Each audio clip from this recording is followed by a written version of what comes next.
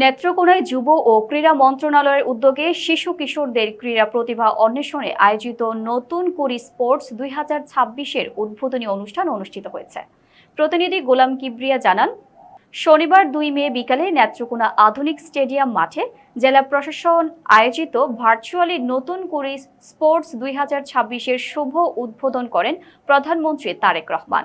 Virtually উদ্বোধন শেষে নেত্রকোনা জেলায় বেলুন উড়িয়ে এর শুভ উদ্বোধন করেন নেত্রকোনা 2 সদর বারহাট্টা আসনের সংসদ সদস্য, জেলা বিএনপির সভাপতি অধ্যাপক ডক্টর মোহাম্মদ আনোয়ারুল হক ও নেত্রকোনা 3 কেন্দুয়া আটপাড়া সংসদ সদস্য ডক্টর রফিকুল ইসলাম হিলালি।